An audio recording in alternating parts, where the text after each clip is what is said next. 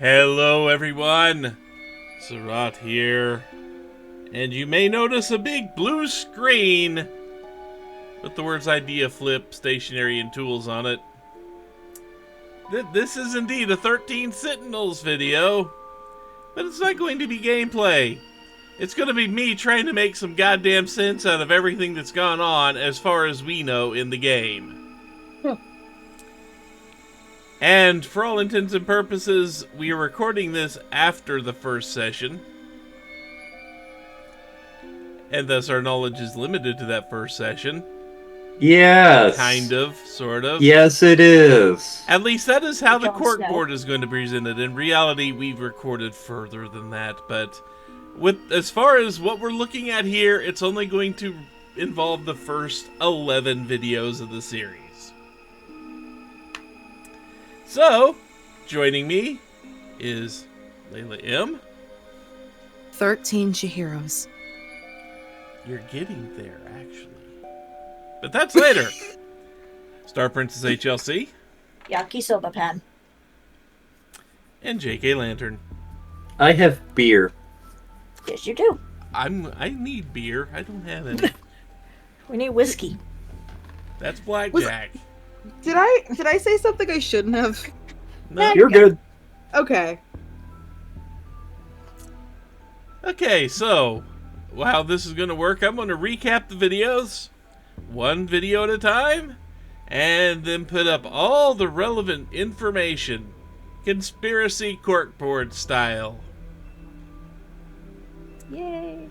So, video 1, in the big timeline of things, this is event 287, by the way. I'll be trying to mention that as often as it's relevant.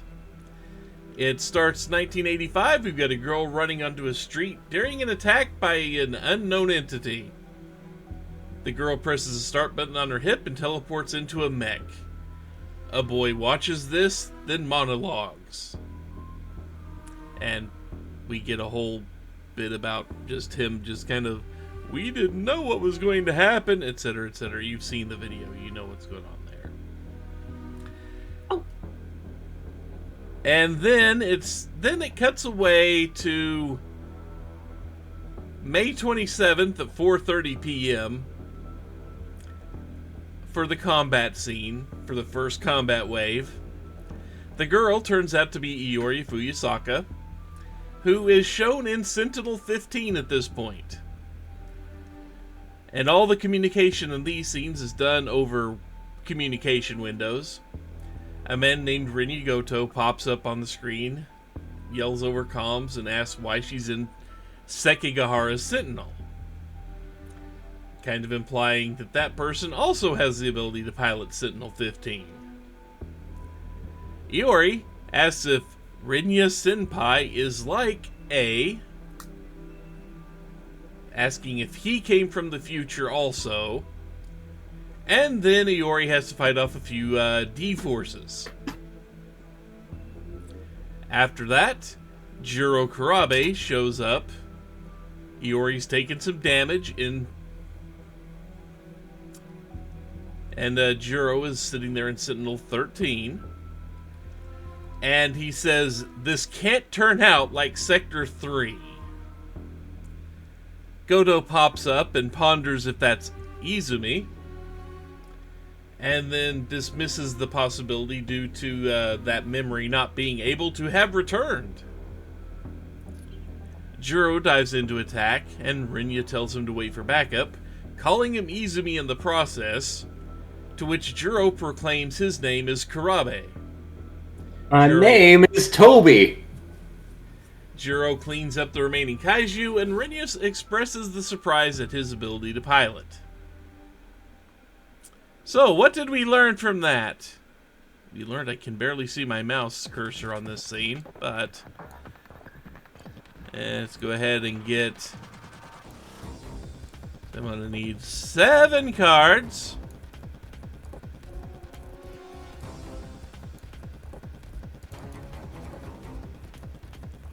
And I number these cards just because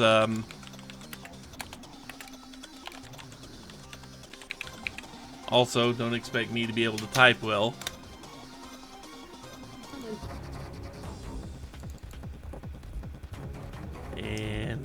is 2.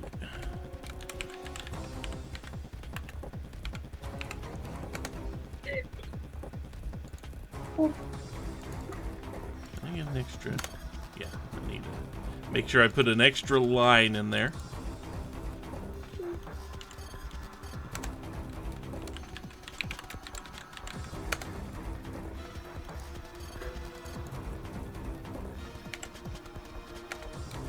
The typing. The typing begins. Yep, and there's gonna be a lot of typing.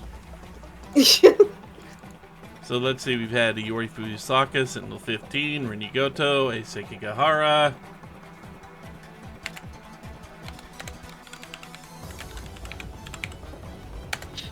Shiro Karabe, if that's his real name. Shiro Kurabe.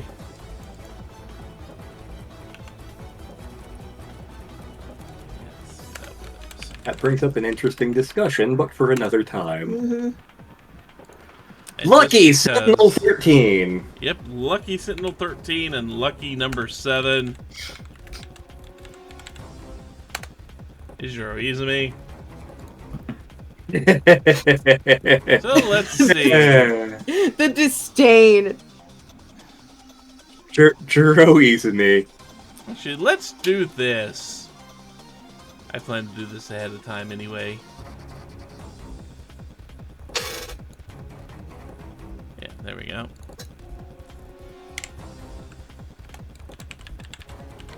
Because I'm going to need to easily see the main characters for these. Yeah. Because it's going to be kind of difficult to see them.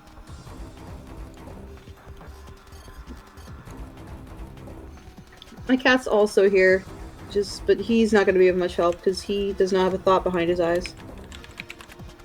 That's fine, neither do I. But you have pretty blue eyes. They are. That has nothing to do with thoughts. So Cute let's doesn't win the see. war.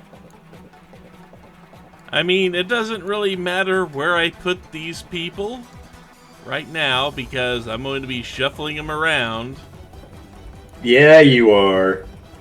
like nobody's business. Shuffle right, 2, 3. Left, 2, 3. Let's see. So then I need a string.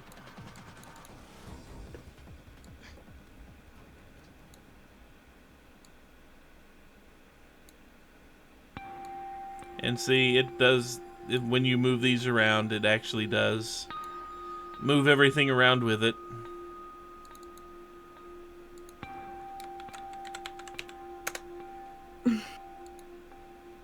Now, you won't be able to see that, but that's just my personal note that's going in some of these.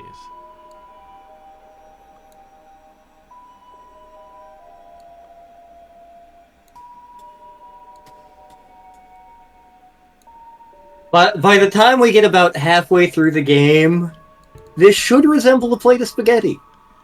It may resemble a plate of spaghetti by the end of this first video here.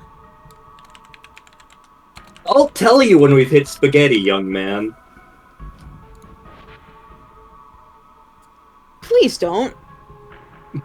And what did that spaghetti ever do to you? Exist and look like that?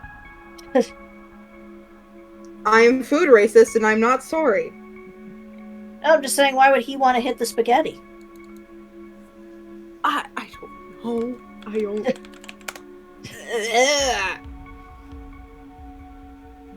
This is gonna be like Booster's Tower all over again. I'll tell you when we've hit cat drugs. Yeah, well, you know. Okay, let's see. I need to finish Super Mario I RPG. need to go ahead and actually get the other 3 strings out here just to save myself some time. I actually need to finish that remake too. Yep. I finally got Peach in the party. Fuck yeah. So you have a healer. I do. In the original game, if you had Peach in your party, that was easy mode. Especially if you knew what you were doing. Like, if you have Peach, there is no reason you should ever game over ever again. I haven't even game overed yet.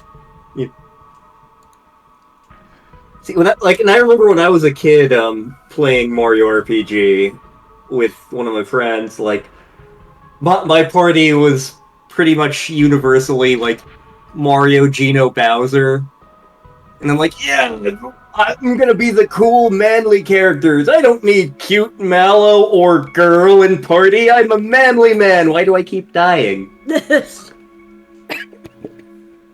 Okay, that's the strings from video 1. It's an asterism. It's gonna be Almost. something. It's almost a Little Dipper. So, video 2. We're at event 157 in the timeline. It's May 1985 in Sakura High School Class 1B. Jiro Kurabe talks to Kyuta Shiba about Jiro's love of movies, especially mecha-based, and Jiro returns the VHS tape to Kyuta. I heard love of boobies. I mean, it's probably there too. He's a teenage boy. Eh, That comes up in the video. I mean, he talks about that puberty is a thing. Oh, Yep. shit.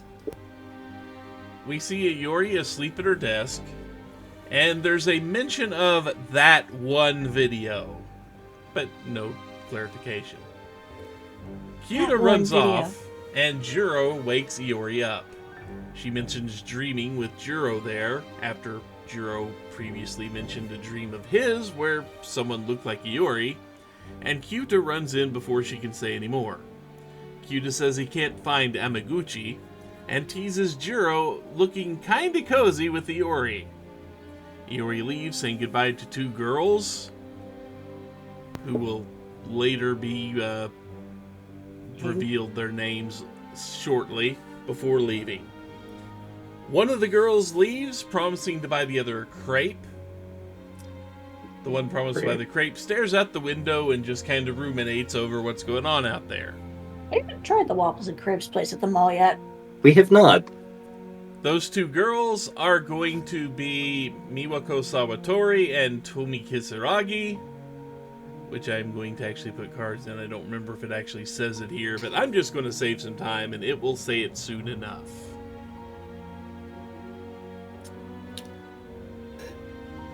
Kyuta kinda wants to hang out with Shu to play the latest video games, as of 1985. Jiro mentions Shu may be in the cafeteria and Kyuta perks up, but Miwako interrupts the two, asking Jiro to deliver some papers to Miss Muramura in the nurse's office. Kyuta's disappointed, but runs off on his own to try to catch Shu while Jiro delivers the papers. We move on to event 158. In the nurse's office, Jiro notices that his picture is attached to a paper that talks about Jiro Izumi, and it mentions drugs and how obedient Izumi is while being in good health. Chihiro does the whole breasting boobily in, thanks Jiro for the papers, asks what his condition is in, and offers him some medicine if he feels he has a cold. Jiro refuses, then asks if she has seen Amaguchi. She hasn't, and then she asks if he's friends with Shu. He kinda deflects and then turns to leave, but as he does, Kyuta rushes in the door, not finding Amaguchi anywhere. Kyuta suggests heading to a video store, and they exit. Move on to event 159. On the street in the Keiakicho shopping district, Kyuta and Jiro walk along, with Kyuta disappointed the video store didn't have that one video. We still don't know what that is. Jiro That is one happier- video? Bats 490? Can't wait till we get to do that. But anyway, Jiro is happier, as they did have a 1974 movie of Daimos versus Mecha Daimos, and mentions that he got a flyer advertising theaters showing the original Daimos from the 50s. Kyuta seems non-committal, and Jiro overhears a couple of schoolgirls talking about how arcades are sketchy places, and their desire to use that fact to convince their parents to buy them home consoles, and another pair of schoolgirls talking about Miyuki Inaba. Kaitaro Miura walks into the scene, mumbling about his sentinel not starting. He removes his hat to reveal a glowing forehead, and Jiro touches the glowing spot, which transfers to his own hand. Jiro unknowingly uses the glowing spot to summon Sentinel 13, much to the surprise of everyone in the scene. Kyuta tells him to send it back, mumbles about Okino's code, adding a forced activation protocol, then tells Jiro he's going to need to forget what just happened. Then Kyuta zaps him with something, and the scene ends.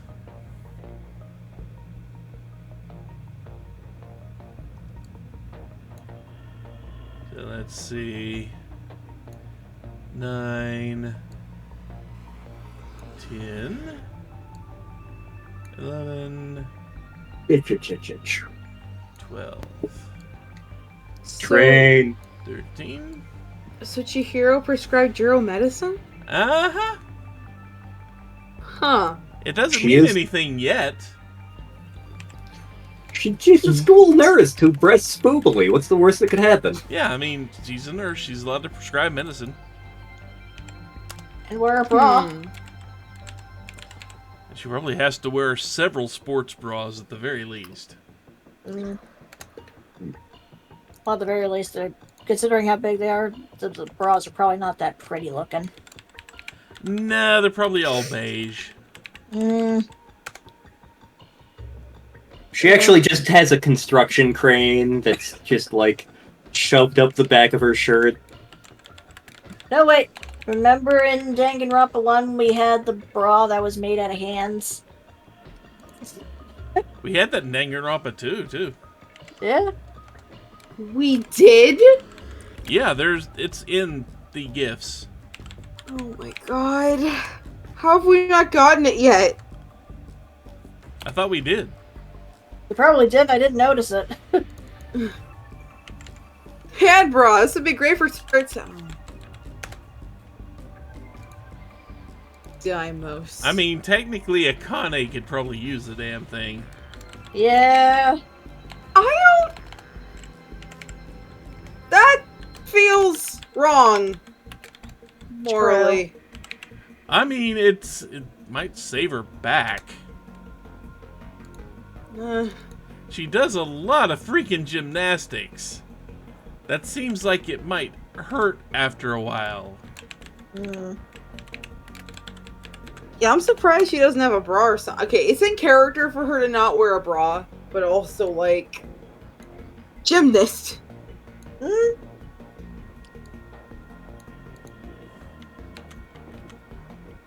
Boobs. Heavy. Yes, they are. And gravity is a harsh mistress, especially when you're running. Yeah. Her jumping. And I'm a B. I'm a C.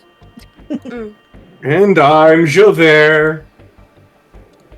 Get me a sandwich! So let's see, we got Kyuta here. Preferably yakisoba pan!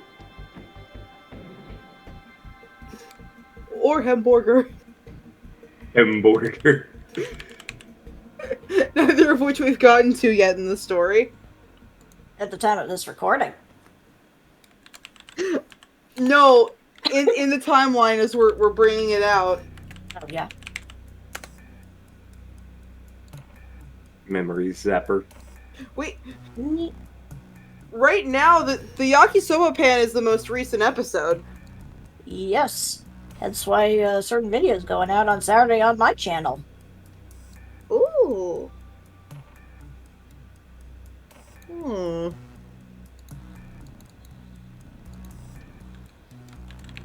You get to see a lantern in an apron.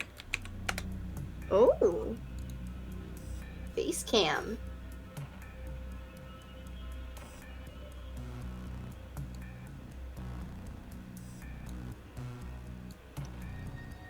So, someone may be blasting rap outside our apartment. And the one time it was Spanish rap. That was an experience. Mm-hmm. I had an apartment where people did Spanish rap.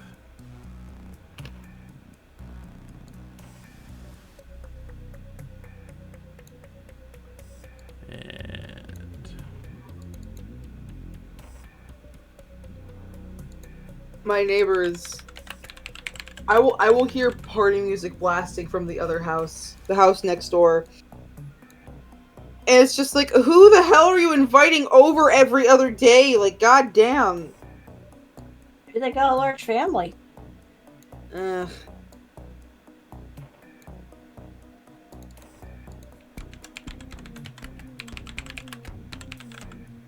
Let's see, get that down. Iori, Miwako, and Tomi are in the school friend group here. So there's a little triangle going on here.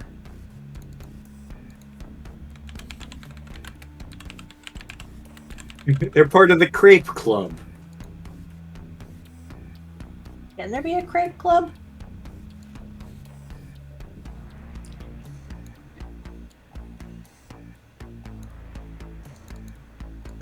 That's a lot. That's a lot of club activities surrounding around crepes.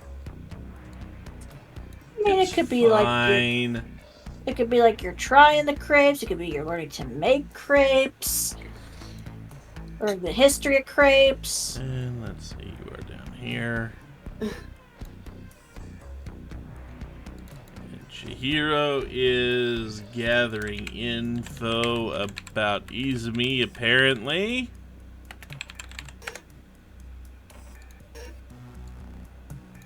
Looks I'm like gonna a put you bunny. down here for a second. It does. I'm not seeing a bunny. Like you got the big, strange-shaped polygon thingy in the center, and then you got the two triangles coming off like rabbit ears. Yeah. And Keitaro transferred a startup code to Juro there. Is that how it works? Apparently. Okino's damn code, apparently. No, I mean the strings. More or less. And then we learned that that was Okino's code. I can put you right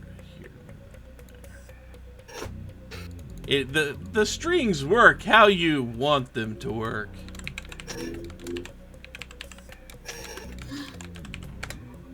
Well, now they work as this person is with this person romantically.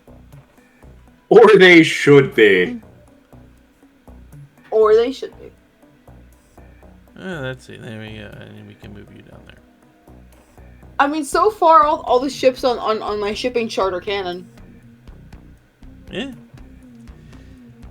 So, I will say one of my notes that I have does relate to shipping. And it's possibly the funniest note I have in there.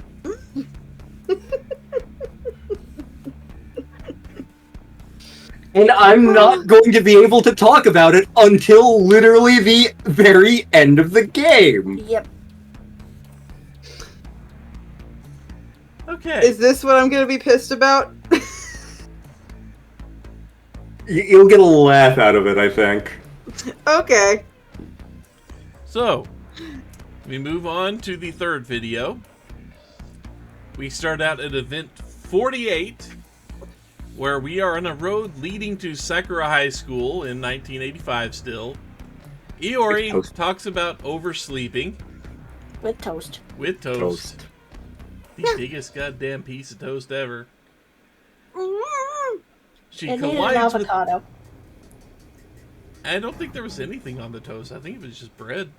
I think so too, but it should have had avocado on it.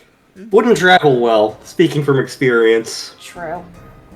Anyway, as she's running, she collides with a boy near the gate as a cat dozes on a wall nearby. Apologies happen, she hears the morning assembly bells and runs off, and drops her student ID. The boy picks it up after remarking on the uncanny resemblance, and says it's worth looking into. Scene ends, and we go to event 49.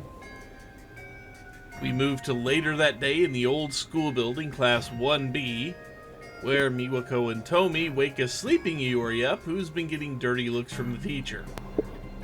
Iori's been having strange dreams that keep her from getting any restful sleep. Iori mentioned the guy she collided with earlier was kinda cute, and Miwako says it may be love at first sight. Tomi is new to the school and has the nickname Usami-chan. So Iori asks where she went to middle school, and Tomi just replies somewhere kinda far away. Miwako asks if Tomi is close to Rinnegoto, which gets a surprised reaction from Tomi, and Miwako elaborates that he's popular and she saw Tomi talking to Goto. Tomi confirms Goto is not her type, when Natsuno Minami bursts into the room complaining about the door.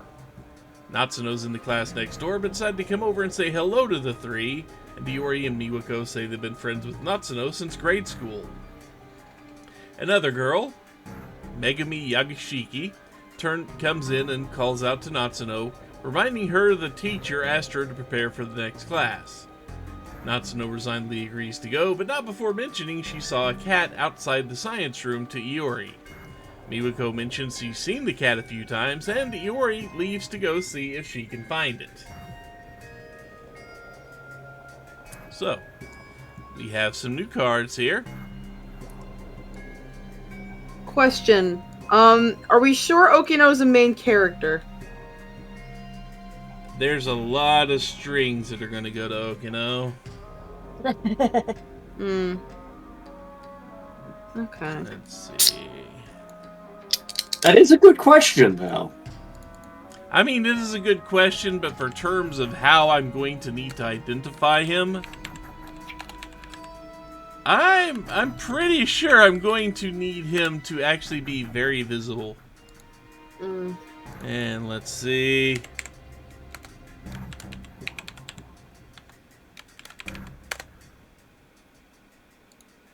Someone's nickname.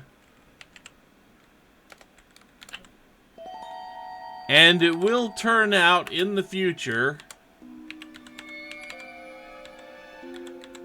that the boy that Iori ran into is A. Sekigahara.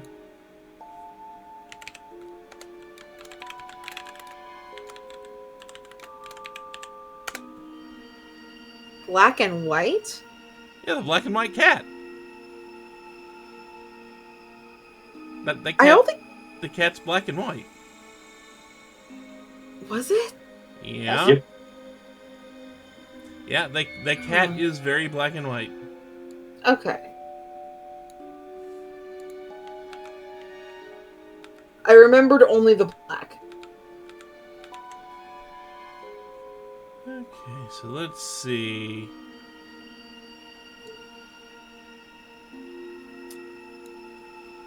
You, A here, saw Iori.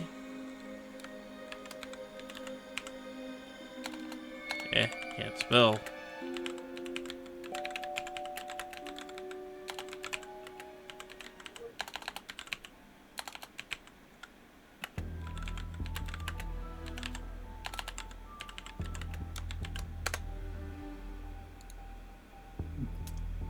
Okay, so let's see. We had Tomi was seen talking to Rinya, and she didn't want to mention it, so that might be important.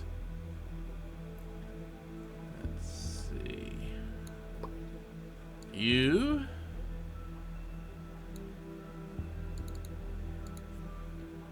were grade school friends.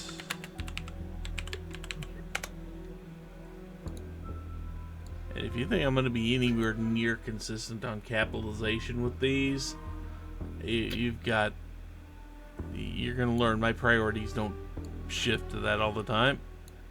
We have a lot to go through. Oh, yeah. Yeah. We're gonna be here all night. Well, we lost the rabbit. Ow. Now it's, chair. Hmm. I don't know. It's a Rube Goldberg machine. It is no such thing. That is funky. It is, isn't it? Yes. Now it's, oh! It's a crane. Ooh. The bird or the construction equipment? The bird. Also, I think I heard a cat. It's Yeah, two. you do. No, not that one. Blackjack or Ashy? Flashy. Ah! So you're saying they fused? I'm saying they did a Dragon Ball. They did the Dragon Ball fusion dance, and now they can go Super Saiyan 3. Mm-hmm.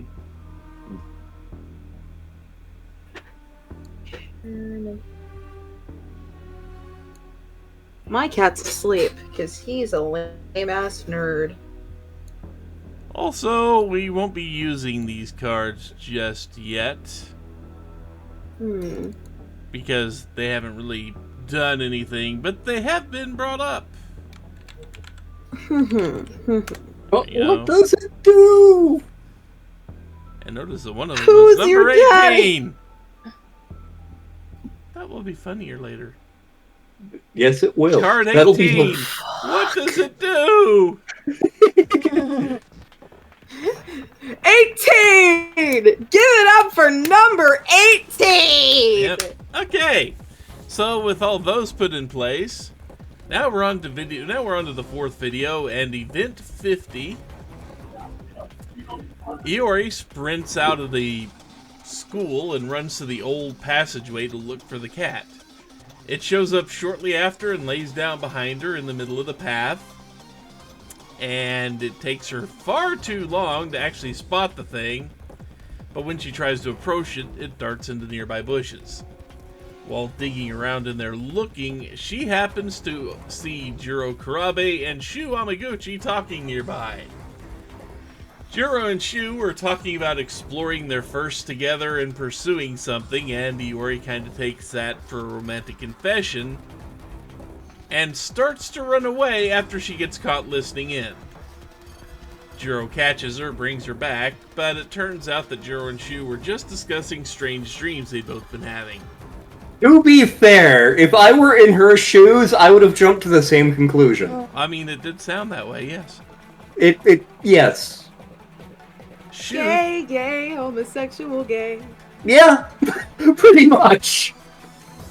Shu thinks the dreams might be connected in some form since both of them seem to be having very similar dreams, and Shu admits it could be due to watching the same movies thanks to meeting at the local video store, but is still considering it may be more substantial than that and they need to compare notes.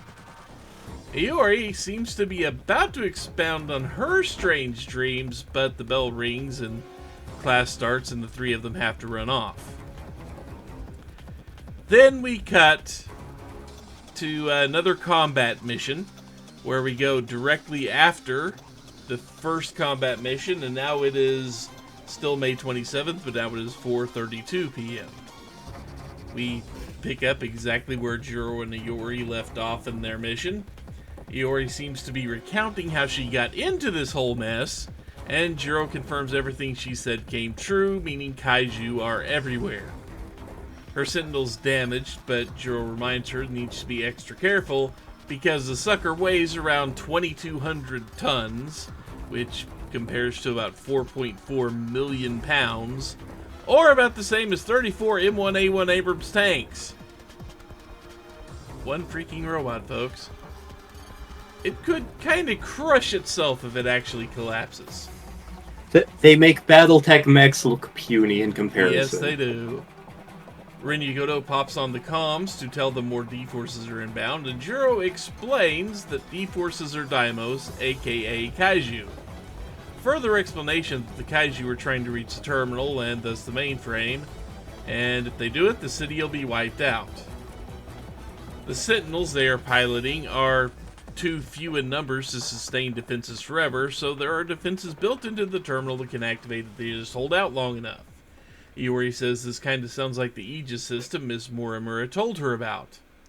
The Sentinels getting close to the terminal sends a signal to start the defenses, and the long startup sequence activates. The Sentinels just have to defend the terminal until that fires off. The pair then defeat a couple of groups of smaller kaiju, and the terminal defenses activate, securing the area. A man shows up on comms piloting a Sentinel and asks who's there and if they're fighting. This turns out to be Takatoshi Hijiyama, and Rinya asks what he's doing in Okino's Sentinel. Juro says he saw Takatoshi talking to Okino earlier, and Takatoshi says he's there to save the human race and leave the fighting to him. He then cuts off comms, and Rinya tells Juro and Iori he'll go to rendezvous with Takatoshi, and that they should just head to the next zone.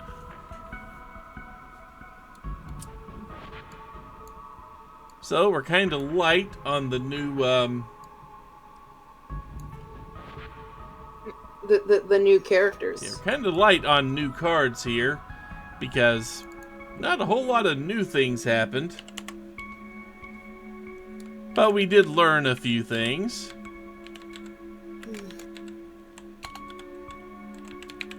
My cat is going to fall off this table, and I'm going to laugh. Get the video camera! Hang on, I got face cam. I can.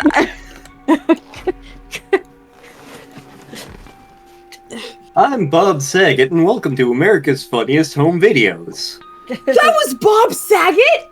Yep. Back In the when early I was a days, kid. anyway. Yeah. Yeah. In the early days, Bob Saget did do the host for America's Funniest Home Videos. And then later on, it was like, what, Alan Thicke or something like that? I think I grew up with Alan Thicke.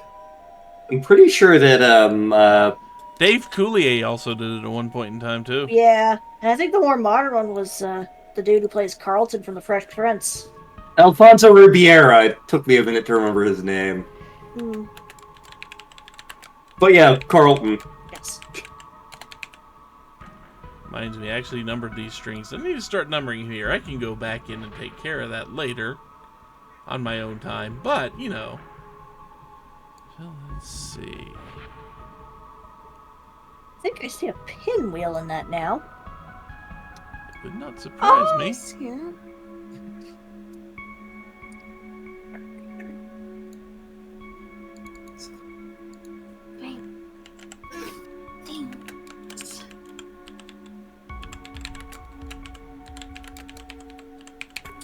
And Chihiro described the Aegis system to Iori there.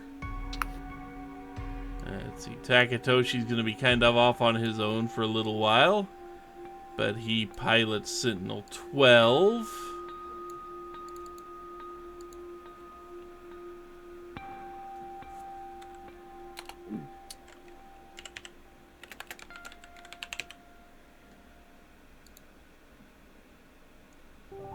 Let's see.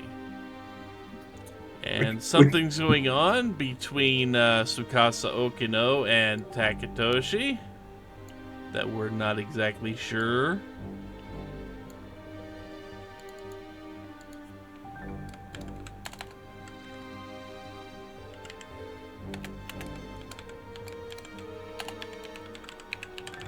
Have them listed as co-conspirators.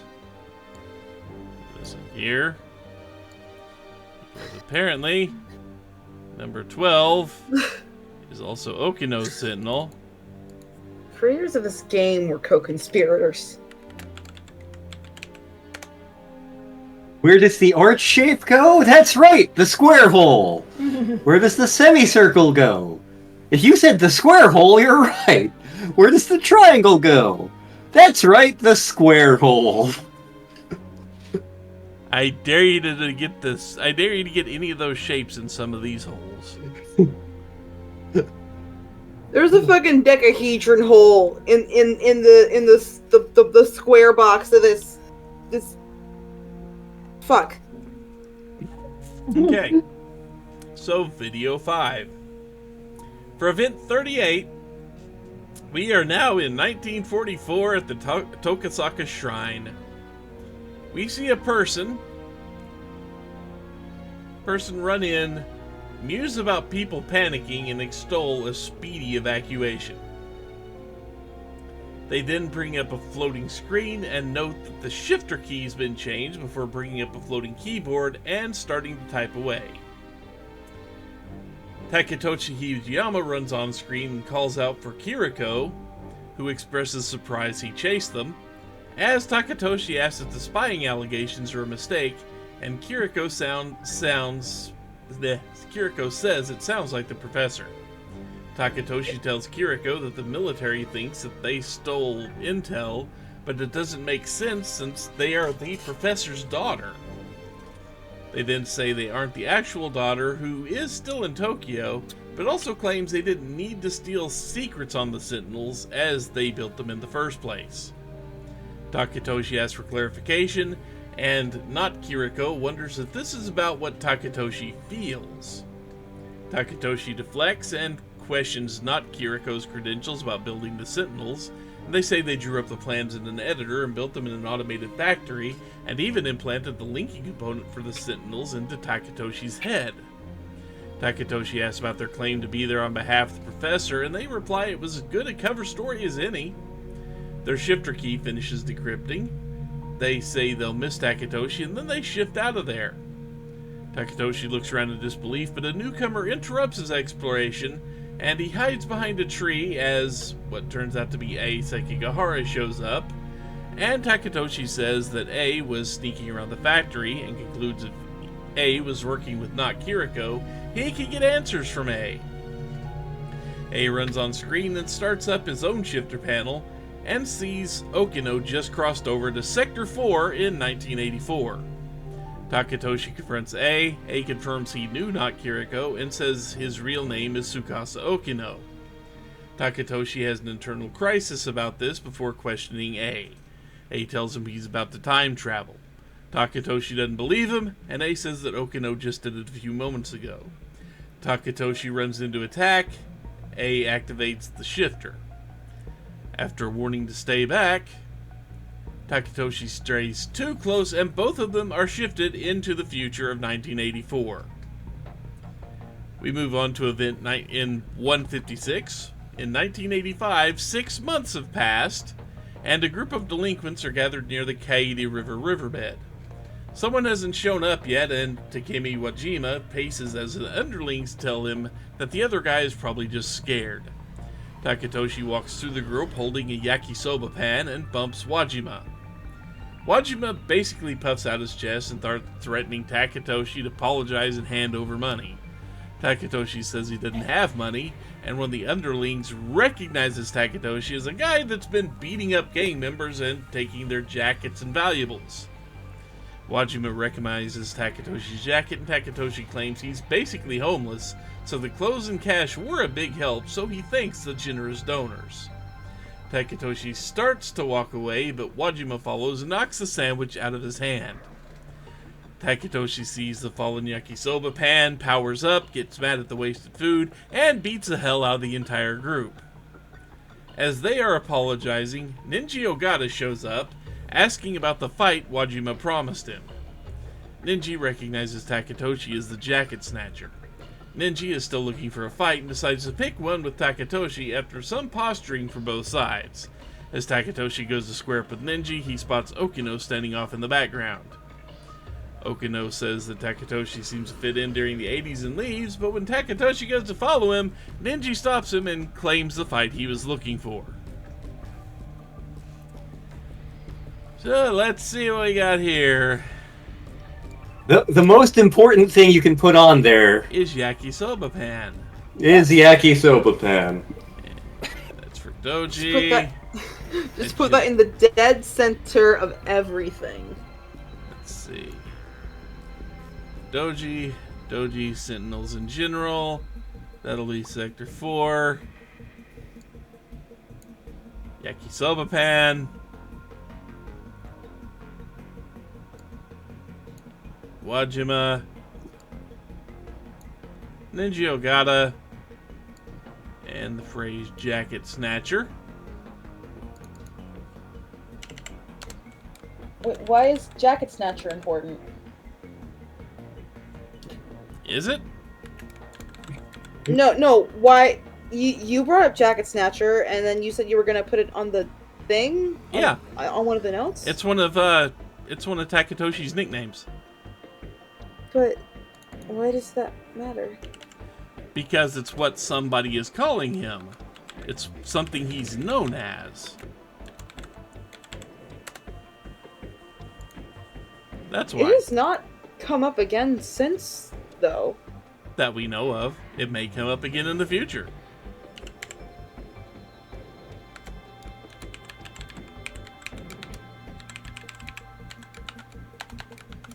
See, I question nothing, and that's probably a bad thing.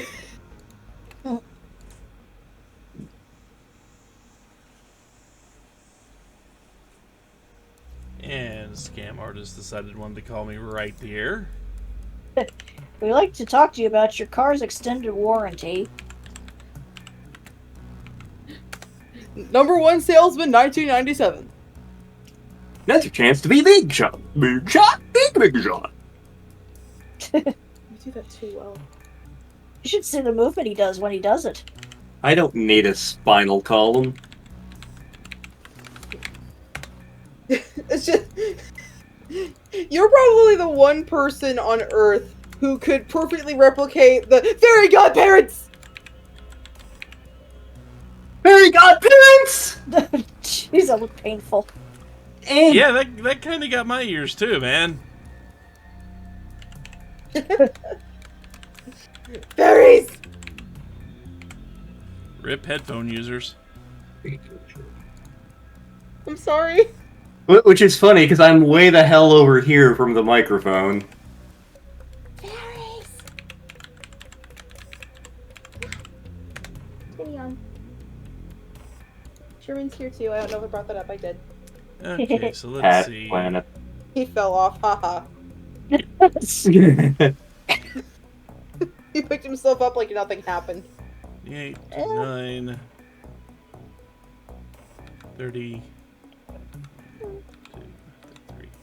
Sherman. The itchy cat. One of those is an update. Okay. So let's see. So Okino here was impersonating Kiriko Doji. My little shit biscuit. I mean, how often does Kiriko Doji actually come up? Give it time. I mean, yeah, I am giving it time. That's why I'm putting him on the board. Her. Well, the string. The string in that card. I'm not referring to the person itself. I'm referring to the card with the note on it. Gender. And also, you are a designer of the Sentinels. Just kind of in general.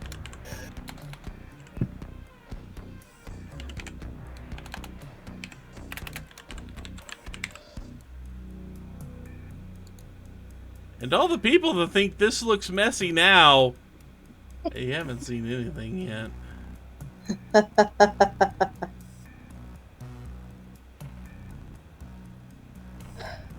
are you? There you are.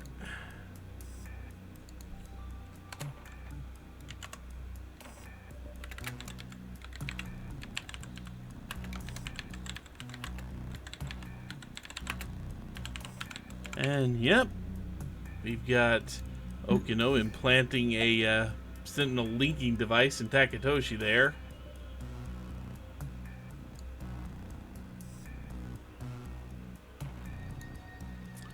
We don't know exactly what your relationship is with A here, Tsukasa.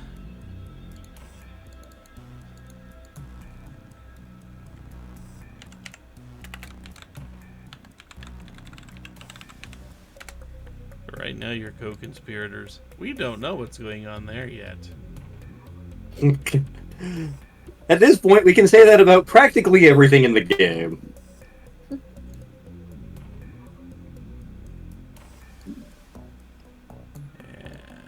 Okino here decided he needed to leave.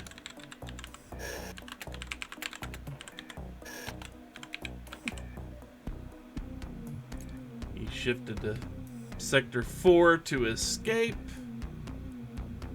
I can't think of what this looks like. It will constantly change.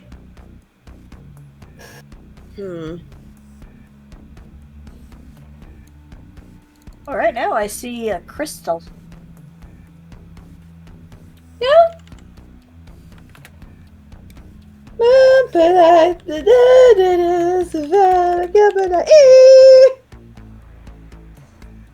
don't know Japanese.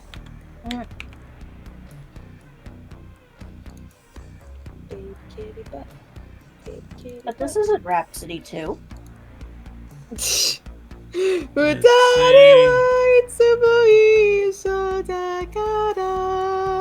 Of course, Takatoshi has his beloved yakisoba fan. The most important of things. The answer to everything. They are the one true pairing. They really are.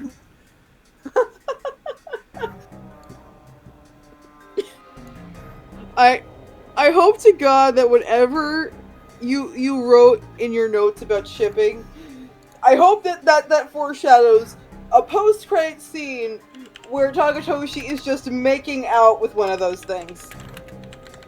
He basically does that on screen. Woohoo!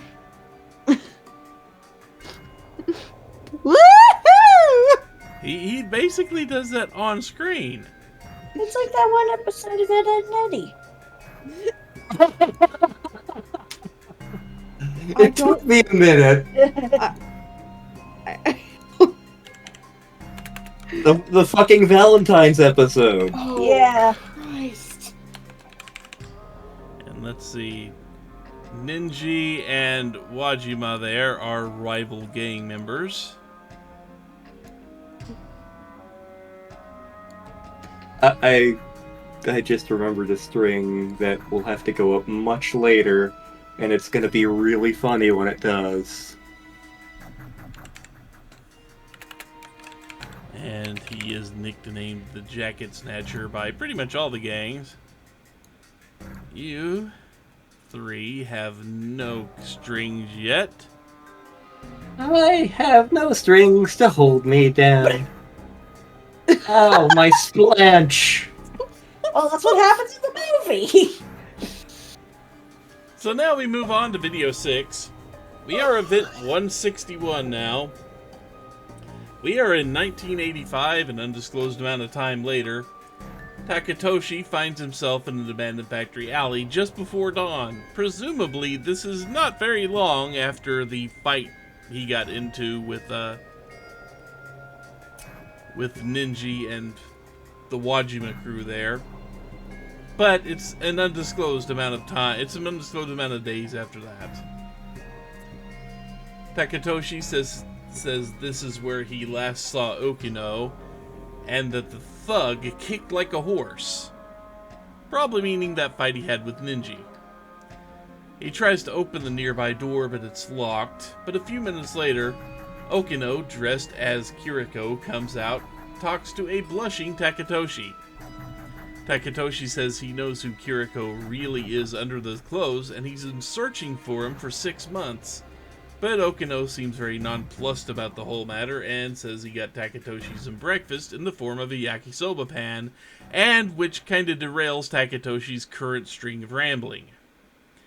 Takatoshi recovers and demands to be taken back to his own time, and Okino flirts, asking if Takatoshi would pin him down if he refused, and then just offers to let Takatoshi find out just how much of a man he really is. Takatoshi asks why Okino wears women's clothes, and Okino replies that it didn't bother him during the confession, and he's not exactly the picture of masculinity anyway, so it's just easier to pass in feminine clothing. And he dressed that way currently because he knows Takatoshi likes it. But back in 1944, Professor Doji was also on board with Okino impersonating his daughter, as Shikishima's tech started with Professor Doji and had a lot of strides were made post-war, with more than little help from Okino giving him secrets about future technological advances, which were given for the Sentinel. Takatoshi asks what he plans to do with the Sentinel, but Okino replies it was just an accident that even showed up at all, as it was impossible to make in the 1980s, let alone the 1940s. It came from the future and got broken, so they tried to repair it in the 1940s. Takatoshi wonders if that's true. If that's true, then it wasn't meant to fight the Americans as he assumed, so he asks what it was meant to fight. He digresses and then says he just wants to get home because he's been reading and knows about the air raids, Okinawa, Hiroshima, Nagasaki, and wants to get the Sentinel back to 1944 to prevent that. Okino notes that Takatoshi must be incredibly determined with all those problems not deterring him from this goal. Okino says there's still one thing that needs to be done in 1985 and asks Takatoshi to wait until that's finished, and even asks for Takatoshi's help as it involves him, but once it's done, he can ask for eating it. I misread there. He can ask for anything. I skipped a line. Okino points out his base is on the second floor, but then has to head off to school now. Takatoshi runs inside and gets his beloved yakisobe pan and muses over how perfect it is while slowly and probably very sensually eating it. Okino has left by then, so Takatoshi runs off in the direction of the school. We then cut to the third combat wave scenario, which is we've now moved to 4:35 p.m. on the same day of May 27th. We see Takatoshi in Sentinel 12 and he's kind of alone on the map. He muses on the Sentinel's ability to win the war, but Okino reminds him that the war has been over for decades. Takatoshi talks of duty and asks where to go next. Okino says they still have work here and sends drones out to search. Kaiju pop up en masse, and Okino points out the excavating kaiju, the G-Molars. The terminal is surrounded, but the Gen 1 nature of the Sentinel means Takatoshi has the ability to get here in time. Takatoshi cleans up the mobs that have shown up, and some more pop up, and Goto enters comms to say he's starting the Aegis system. Takatoshi doesn't trust him, but Okino says to let him do it, as it's part of the plan, and Okino wants to try something anyway. He then gives Takatoshi command of the terminal's defenses. The EMP pulse the terminal has wipes out the nearby kaiju, but Okino says they can't do it again, but he'll dig for more tricks he can try. After cleanup duty, the Aegis system activates and wipes out everything else. Takatoshi asks why bother with the Sentinels at all when that's available. Rinya and Okino explain that it takes too much time to fire off, and the Sentinels are needed to hold the kaiju while the sequence actually activates. Goto asks Takatoshi who else he's communicating with, and Okino asks for Takatoshi not to tell him. Takatoshi agrees, and then Sentinels 17 and 19 come online. Let's see. So that will be Shikishima, that will be Sentinel 17, Sector 5, and Sentinel 19 are new entries here. I have placed an open notebook on Sherman. He's not amused. Probably What were you not. What were you saying, Lantern? Nope, lost it. It gone. You were distracted by my leg on yours, isn't it? Aren't you? Oh, This looks like a hairball. It's the Swift Spirits from Totoro. I thought they were from Spirited Away. They're also in Totoro. Oh. Does Totoro have a job? Why is he taking the cat bus? Where is he going? Where did he come from? These questions are deep. 8, And where did 40, he go? 41, 42, and 43. We've got 6 new connections to make here. So let's see, Professor Doji.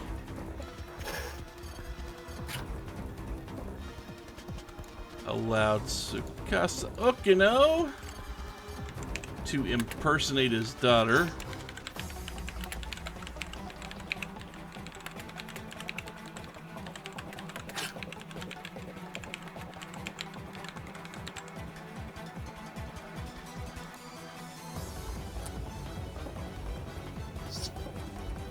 And then let's see. Slurm.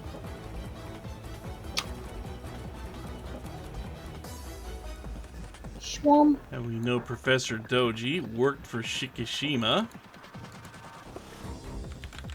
I think I see a star in that now.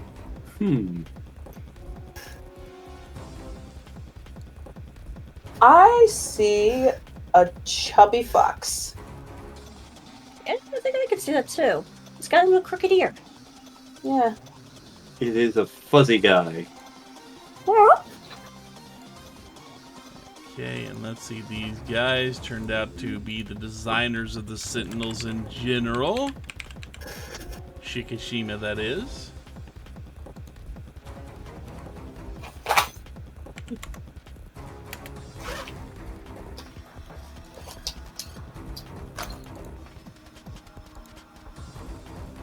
Is it not saving this stuff?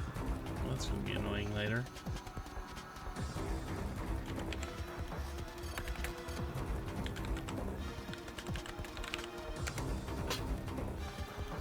Hey, Sherman. Look. It's string. Don't you want the string? Get the string. Sometimes There's it so doesn't much- save what I type down, and I'm not sure why. Oh, Hmm. Oh. Okino. please go for the string and not. Oh! Didn't quite do that.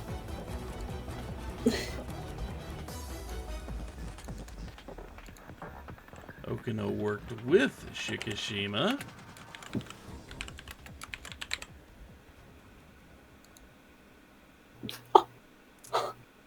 Please don't tear up my headphone cord. And let's see.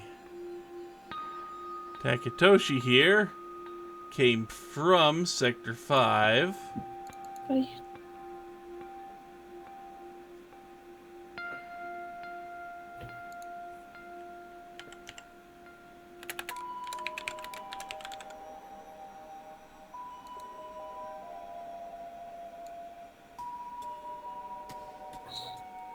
Stick you there for now. And Tsukasa Hey, bud. is actively trying to avoid Rinya. Oh, baby. Bless you. Bless you, Sherman. I'm just playing with my cat over here. I think we're starting to reach spaghetti here. No. Not yet. So Nice. now... Hmm? I'm trying to figure out what I see. Ah. But now we're up to video 7. We are now in event 84, but we move back to 1985 as Natsuno Minami emerges from a classroom 1C. She comes into Minami. comes into the school's new school building's hallway and runs into Iori and Juro, where they were discussing their dreams from the night before. Juro mentions he recorded a show called UFO Mysteries. He remembers Natsuno wanted it and loans her the tape, but it's going to be in kind of poor quality. Natsuno then chides him for not having watched EXT yet, and then says that aliens are already on Earth. Dun dun dun. Iori asks if they look like octopuses and want to kill us all, and Natsuno replies that's just the book The War of the Worlds, and that one day she'll work for NASA and find an alien, when Iori reminds her she needs better science grades. Juro and Iori take their leave as they need to go to the AV room, and they walk off to gather the things to do that, while Natsuno revels in the potential viewing pleasure the tape's gonna bring. This revelry is interrupted by a girl Yuki Takamiya, calling out to her and approaching her. Yuki, still in a very old-school uniform, and asks about the VHS tape. Natsuno admits the tape is about UFOs, and Yuki says she's still glad Dr. Space is still alive and well. And you better believe Dr. Space is getting its own mark on this board. Natsuno asks to drop the old nicknames, but Yuki brushes that off. Ninji Ogata walks in and tells Yuki the gang she beat up is hanging around the school. She tells him she can fight her own battles, and they kind of square off before Natsuno gets in the middle of them and tells him to break it up. Ninji leaves and calls it anticlimactic. Natsuno approaches Yuki, who tells her not to worry because that happens all the time, and then asks if she can watch Natsuno practice again. Natsuno says yes, the bell rings, causing the two to run to their next class. The next day, we're in event 85, or after school that day rather. Natsuno arrives at the athletic building after track practice. The captain calls out to her and asks that since she and the manager need to talk to the teacher, if Natsuno could handle cleanup for him. She reluctantly agrees and notes that it seems like everyone disappeared from the area except for a suspicious man in a black suit. She muses they may be here because a UFO recently landed in the area. While she muses, a Sekigahara sprints by, almost bumping into her, and she doesn't recognize his uniform. After some consideration, she begins cleaning up. Move on to event 86, getting inside of the track and field room. After cleaning, Natsuno walks in there and contemplates just going home in her gym clothes, but as she's that sweaty, she begins to change clothes. However, as she starts, a nearby laundry basket wobbles and startles her. She examines the basket. Service. We didn't get much fan service out of that, thankfully. I think we saw her stomach for a split second. This game's pretty tame when it comes to horny. Yeah, unlike Raincode. Okay, well, part of it's our fault. True. Yeah. But the basket wobbles and startles her, so she goes to examine it, and a small robot emerges from it. Natsuno screams a little, and Ninji charges into the locker room yelling about perverts. He laments that she's still totally dressed, and she starts yelling at him for being a creep despite his protests that he just ran in to help, what with all the men in black wandering around. She yells at him until he leaves and approaches the basket again, where the robot pops up and announces itself as BJ-11-5. Natsuno wonders if this is an alien from space and if she's now the chosen one. She then tries to tell the robot that the two of them are friends. She introduces herself as Natsuno, and BJ replies with interlocutor code matched. She starts to ask questions based on sci-fi movies, like if its brain is in a jar, when BJ says he needs a memory cell and needs to go to a gate. Natsuno rationalizes this as if BJ were E.T. from the movie, and that he needs to call home. BJ runs a gate search and displays a map centered on Tokisaka Shrine. Natsuno recognizes the area and says she can take BJ there. BJ's about to leave the locker room, and Natsuno stops him, telling him he'll need to hide in her PE bag to avoid getting caught by the men in black. She then tucks BJ in the bag and leaves the room.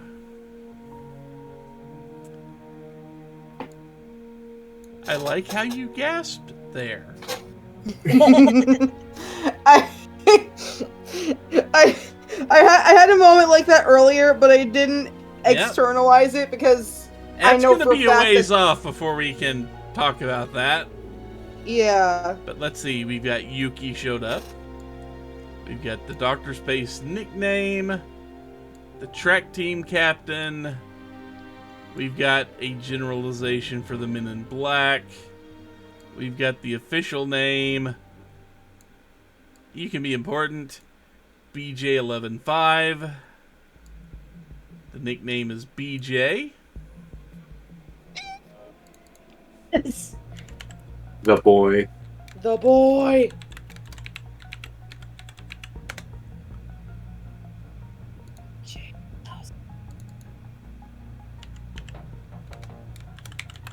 BJ is short for boy. Junior? For boy junior, yeah. Best Where is my mouse? Jimbo. He's an offshoot. He's an offshoot of XJ9. I thought of a terrible joke I could make. Star.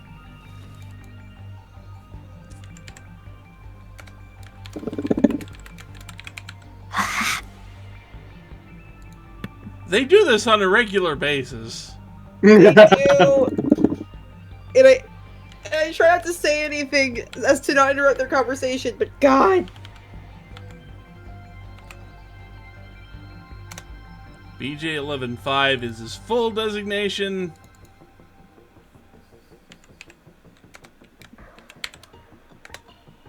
With a nickname. Let's see. So let's see. I'm just imagining you doing a cork board for Placid Plastic Duck Simulator. Oh God.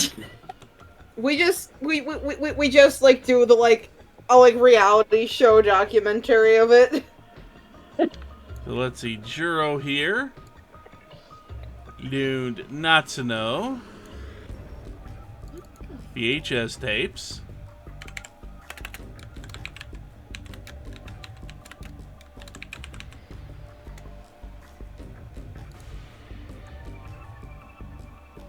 And let's see, Yuki and Ninji are rival gang members.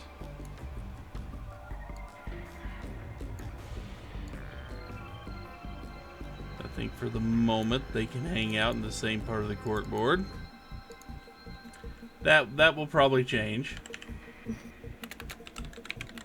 I can't imagine why it would. Hmm. And then also Everything's normal. We're up to 39 notes. Oh boy. Yuki and Natsuno are childhood friends.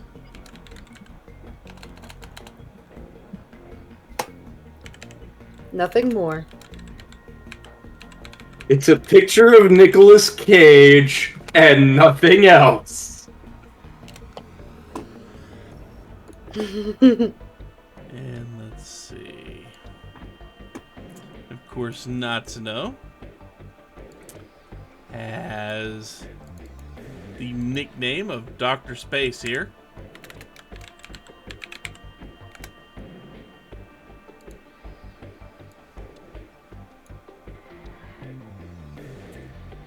Let's see.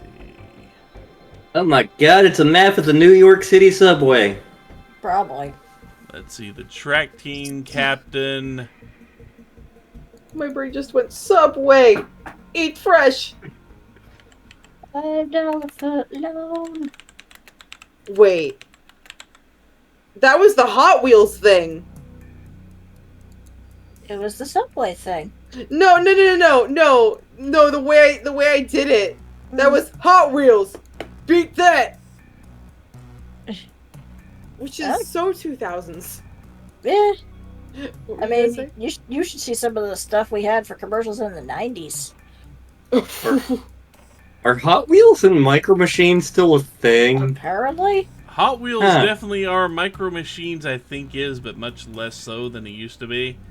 I mean, I remember- they don't have John Machida doing their commercials anymore.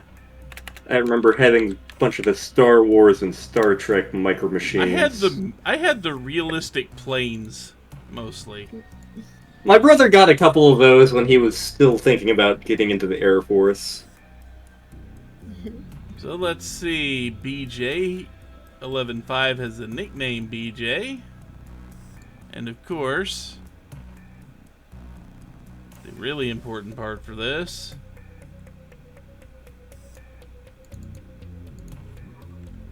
is that string 50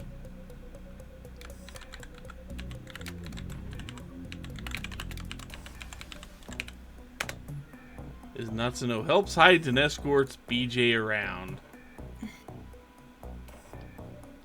He's my emotional support robot. Something like that. We love him. I think, just for the time being, we can move you up here. So, we're up to video 8, and we're just kind of continuing on. But we are in event 87 on the timeline. We have Natsuno carrying BJ to Tokisaka Shrine and says they weren't followed.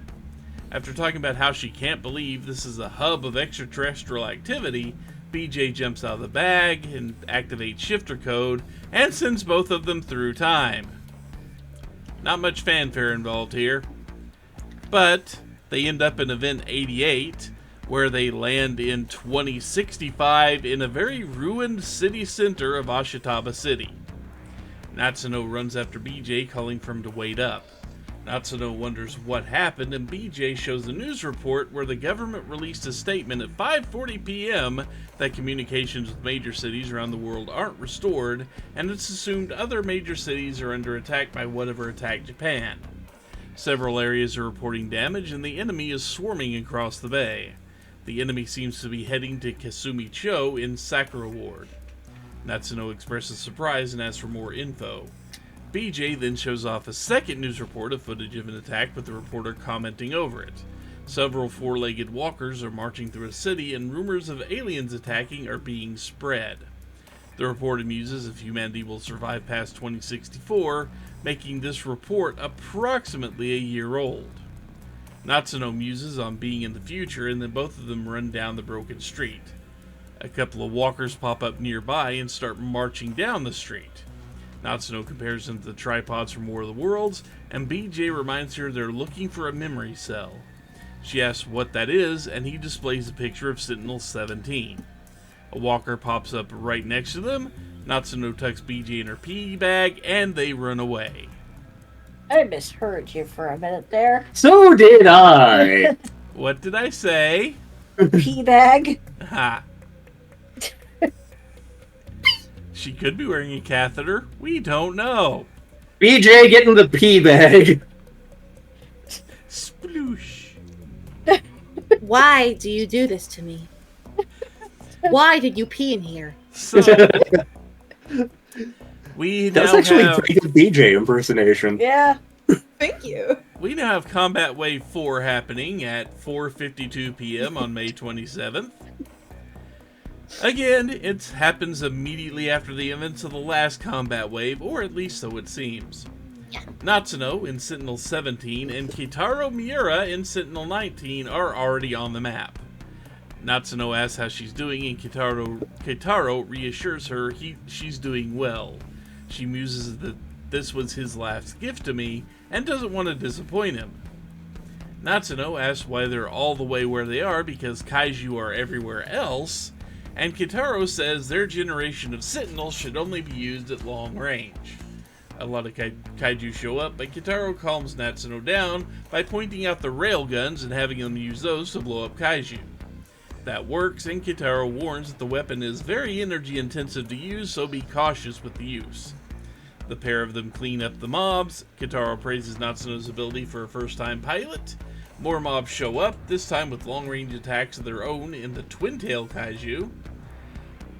Juro and Iori show up in their Sentinels to start the Aegis activation, and after all four pilots recognize each other, fighting resumes.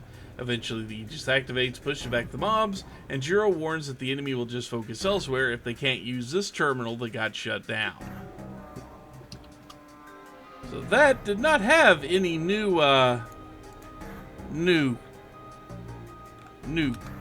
notes going on the board. However,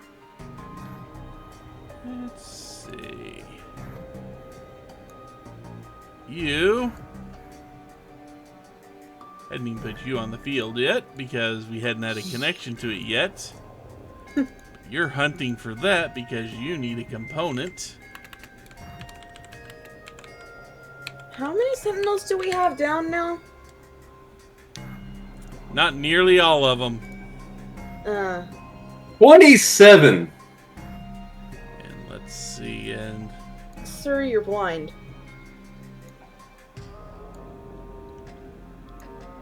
How many fingers am I holding up? 27. Try again. 27. Try again. 27. Try again. 27. Why does he think that I'm holding up 27 fingers? I love that he's bit. been listening to too much Weird Al, that's why. That's a hidden joke that nobody's gonna get. Anyway, and then let's Hardware see. $20. Taro, pilot Sentinel 19.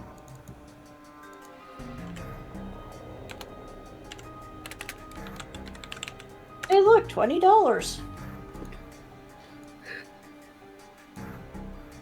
I wanted a peanut.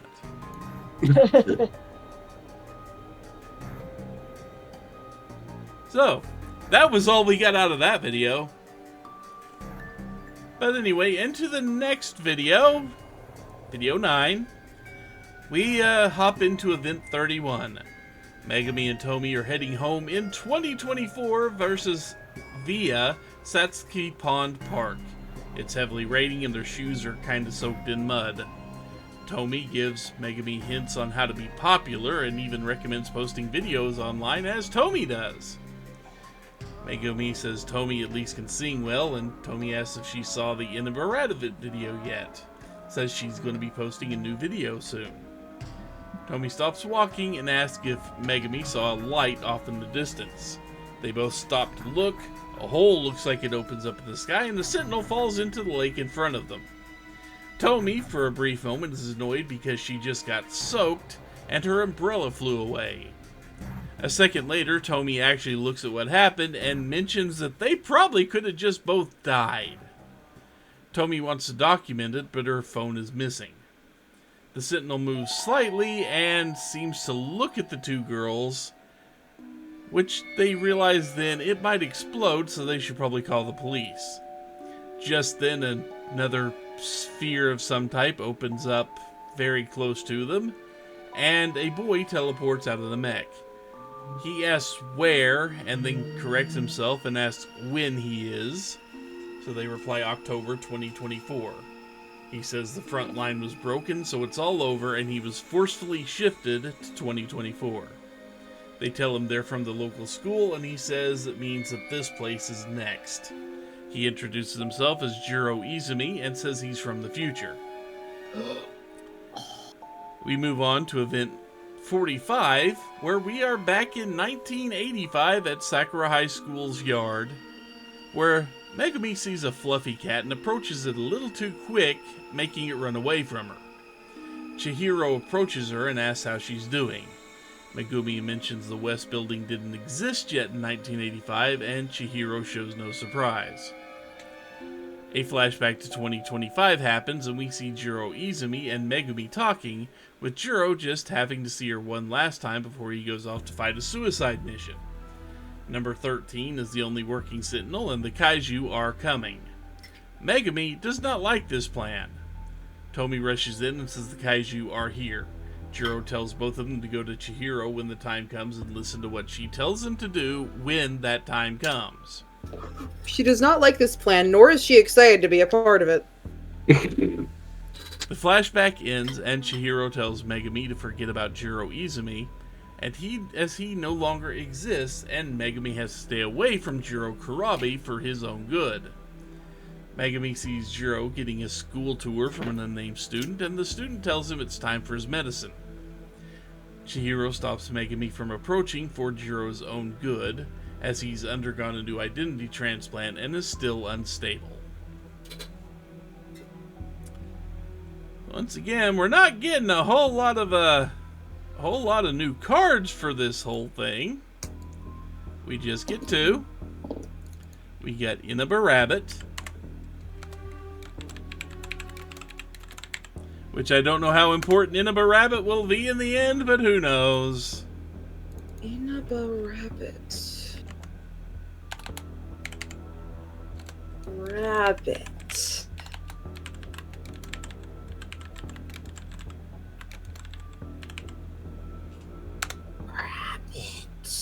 And an unnamed student tour guide. Be very, very quiet. I'm hunting rabbits. So now It's we're duck going season. to put... Rabbit season. Duck season. Rabbit season. Rabbit season. Season fire. It's not shoot you now. It's shoot me now. But I demand you shoot me now. So shoot me now. I'm a dirty skunk. I'm a dirty skunk. Dirty skunk season. 8, 9, 60, 61. Okay, I've only seen back in action, 8, so I have no shot at and this. 63. Okay. So let's see. We have Megami.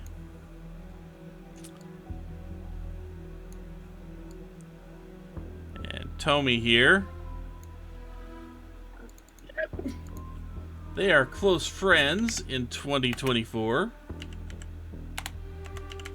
Hey, that's the present. Kinda. So that means sometime this year, Megami and Tomy are gonna meet Juro. They're gonna meet Juro Izumi. Yes. Let's see. Tomy made a video about eating of a rabbit here. Izumi, Juro. Izumi! Juro!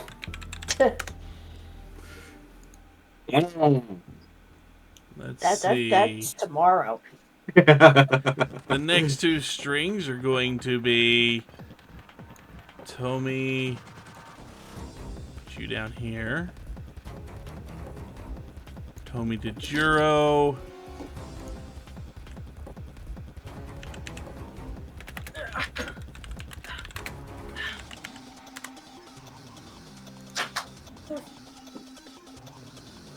And then Megami to that Juro. Also saved in 2024. There are eventually going to be very many funny things about the Juro Izumi sticker, and I cannot talk about any of them.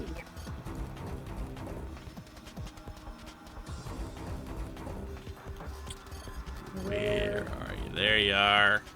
I'll put you down here for some reason. Where is Juro Izumi? Also, monster, you. what do we do first? There you go. Oh, there. Yeah.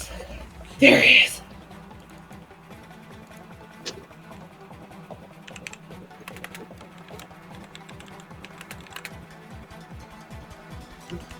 This better not. It better not turn out that Juro Karabi and Juro Izumi have nothing to do with each other.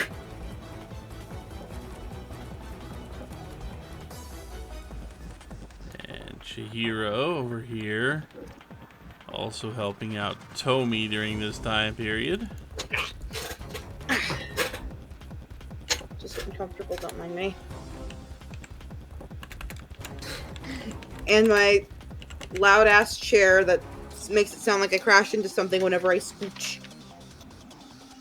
Oh my god, you crashed into a cat. No! She crashed into your chair. That's why it's got a hole in it. No, that's my mom's fault. It's fine. We donated all those kitchen supplies to someone who needs them. Yeah. I love that They were yakisoba working pan. together during that whole event there. The yakisoba pan is critical important. No, I love that yakisoba pan is the only pink note on here. It will remain the only pink note on here. Are you sure about that? Yep. I can think of one other thing that could be pink. That could be blue. Yeah. Yakisoba pan is its own thing. The other thing I think you're thinking of will be blue.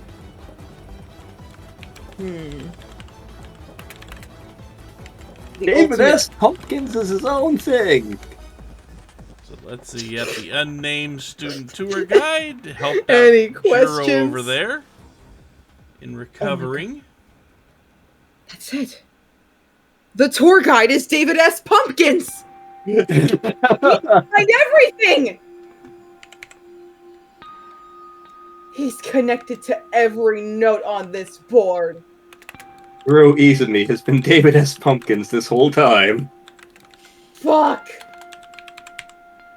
And we don't know exactly what she did, but somehow she turned Jiro Izumi into Jiro Kurabe. But we don't know exactly how. Memory wipes.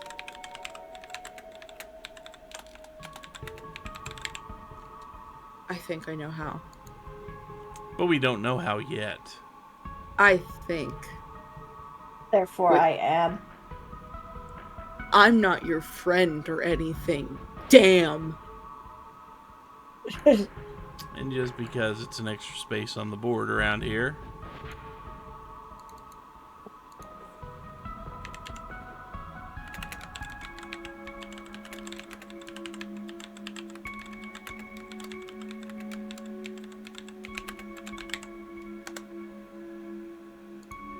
There we go. She implanted an identity into Izumi's body. At least that is how it is listed there. So now we move on to the next to last video in this set. An hour and a half in. Event 145. A few months have passed and Megami attempts to follow Juro up a staircase at Sakura High School when a cat just kind of materializes on the rail and replies to her outburst of calling him a kitty with, "I'm a cat, not a kitty," and shocks the hell out of her. The cat chides her for thinking cats can talk because other people will just think she's crazy. He claims she called him and wants to grant her wish to save Juro Izumi, as he can get the memories back in exchange for doing her favors for him and agreeing to a binding contract. Fluffy claims to come from another world that was destroyed by a relic from an ancient civilization called the Deimos Code. Fluffy has seen signs of the code in this world and needs to set things right. Megami asks Fluffy why he needs her, and he replies with, "I'm a cat. I don't even have thumbs." She seems to accept the contract, but in a mocking way, and Fluffy says he'll find her later to get a serious answer. Fluffy leaves, and Megami says she could make a deal with the devil if she had to get Izumi back. We begin the next combat wave immediately after the events of the previous one, but we are now at 4:59 p.m. Megami is in Sentinel 23, which has taken quite a beating and is facing down against large Kaizu she can't seem to damage. Megami needs to repair and Tomi warps on the battlefield in Sentinel 16. Tomi notices the crane and that marks it as a high quad walker. Megami is surprised to see Tomi in a Sentinel at all, but Tomi says it's hers, so shouldn't be a surprise, and chides Megami about not telling her. Megami starts to apologize as there's something happening to Tomi that Megami is responsible for. We're not sure what. But Tomi only wants an apology for having been shot in the back, because it's going to give her cramps trying to activate it. She tells Megami to back off and repair, and then they'll fight together. Ninja Ogata warps onto the battlefield in Sentinel 10, expressing surprise that he's in his cockpit. Tomi chides him for taking so long to show up after charging off towards the fight, and Ninja replies the train stopped and he got lost. He asks which one he needs to punch, and they just kind of point him towards the high quad. He punches it to death, and more walkers show up. Megami Sentinel's repaired, so she swipes the start button on her stomach and rejoins the fight. Tomi mentions that with two girls and their robots against the world, if they could record this, they'd be set for life. The three of them mop up the mobs, and Aegis activates, which Rinya explains over comms. Denji recognizes him, and Tomi says he's from farther in the future than me. Tomi then tells Megumi that they should get some crepes when everything is over.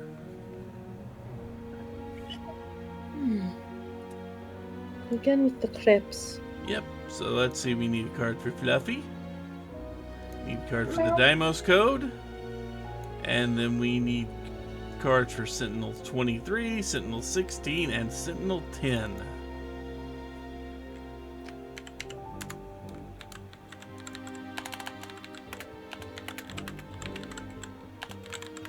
Yeah.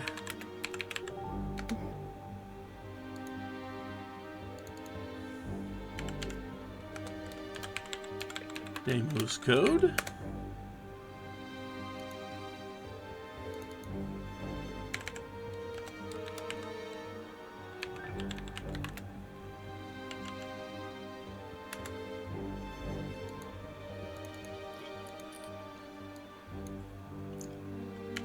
I'm curious to see where you were going to physically be placing one of these. Oh, it's just getting a temporary spot now. None of these spots are permanent spots yet.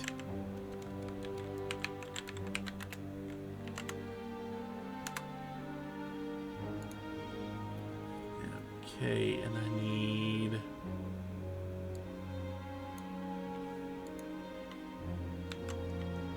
Let's see, I'll be 64, 65, 66, 67, 68 is an update, and 69.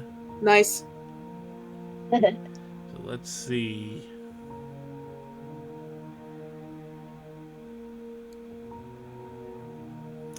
So Fluffy here talks about the Deimos code.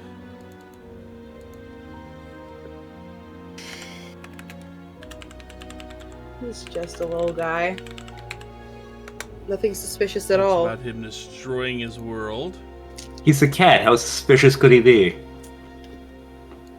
And let's see, Fluffy and Megami. If anyone here is Cube, it's Tomi. She is the one who shares a voice actor with. There was a maid binding contract. I didn't see anyone notarize that thing.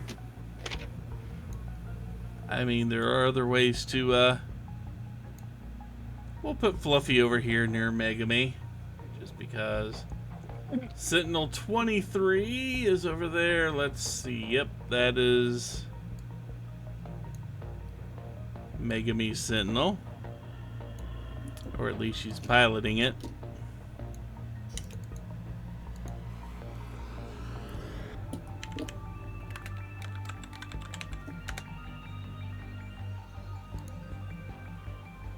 And then 11 is Tomi.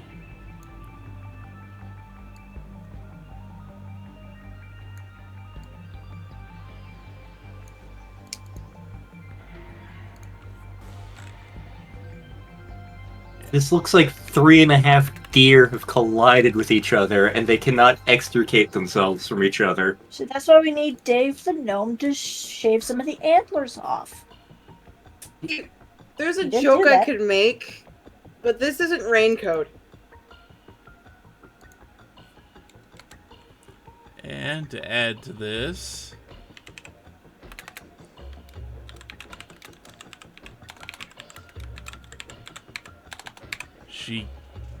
we had a Megami give Tomi a start button, apparently.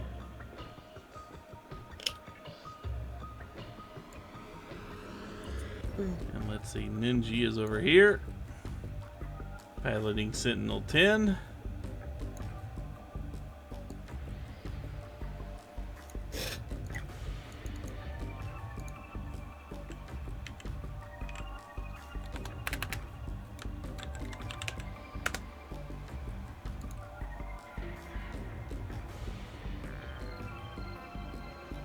Yeah, I have no idea what that looks like either.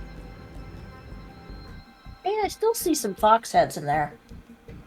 I see several deer, and they're all like, "Help! We're stuck!" And then Dave the gnome is chastising them for being so reckless before he shaves one of the antlers off so they can get out. Otherwise, This they'll is- starve to death. This is slowly becoming a Rorschach test. Yeah, it kind of Yeah. is. It's about to get worse, too. Video 11, the final video in this first set. We jump to event 73, where we are in the Keiakicho shopping district in 1985, and it's about sunset. Shu Amaguchi stops driving the motorcycle and questions why a gang from Curry High is hanging out here. He finds Yuki facing off against Wajima and his thugs, and Wajima recognizes him. Shu chides him for facing off against a lone girl, and she responds she can handle herself, but then asks Wajima if he called Shu for backup, which Wajima replies, he's not one of ours. Shu muses that Wajima is known as Tak of Curry High, and he's one of the top dogs at the gang from Nigakuri Industrial School. Shu steps in between Yuki and Wajima, saying he's always on the ladies' side, and Wajima asks if he knows that she's the leader of the Suzu High gang. Shu expresses surprise that she's the one that beat up all the Taki High members, and she says she only trusts 3 of them, but they still want payback. Shu introduces himself to Yuki as Amaguchi, and she tells him to back off. Wajima pushes past Shu to grab Yuki's shirt, and Shu warns him to back off, which earns a just walk away from Wajima. Shu then punches Wajima to get him to back off, and he grabs Yuki and rides away on the motorcycle. Jump to event 74 as Yuki and Shu are riding along the Suwabuki bypass motorway. Yuki asks if he will be okay because Wajima is an amateur boxer, so Shu asks for a final wish just to know her first name, to which she replies with Yuki. He finally formally introduces himself as Shu Amaguchi of Sakura High, and Yuki says she's transferring there. Shu takes the opportunity to hit on her and eventually gets out of her that she's headed to the crosswalk in front of the Shikishima building in Aoi. Shu knows of it on Goyo Street and gets denied answers to any more questions as he speeds off towards the destination. Event 75 happens, and Shu drops Yuki off around sunset and confirms she doesn't have a boyfriend and is going to transfer to Sakura High next week. He starts to drive off again, but spots Chihiro walking into the Shikishima building and questions why she'd be there as she's the school nurse. I'm noticing there are quite a few Danganronpa names in this game. Yep. We jump to event 16 as Shu has a dream about Judgment Day as the last line of defense is broken. Shu laments over the way the Type 98 bipeds were useless in close combat and thinks some arms for punching would have been a really good idea. Chihiro, dressed entirely different than any other way we've seen her before, connects a cable and says she hopes Kisaragi and the others were able to escape, and as long as they get to the shifter gate, they'd be fine. Shu says that he and her are too far from the gate themselves to make it, and Chihiro says don't give up, and he needs to start by checking on a biped to pop the maintenance hatch. Shu asks if it's worse fighting still, and she says it's not about the fighting, but escaping. Shu remembers they shifted into there with the biped so they could shift out. Chihiro tells him the instructions to switch it to manual, and she'll see if she can get the needed power to shift from the fully down 98. Shu pops the hatch and the ground shakes, signifying that the last mainframe has fallen, so the only hope is to escape. Chihiro can only get one more shift, so she tells Shu to meet her 16 years ago on the Sumire Bridge to tell her everything, and then calls him Ida-kun.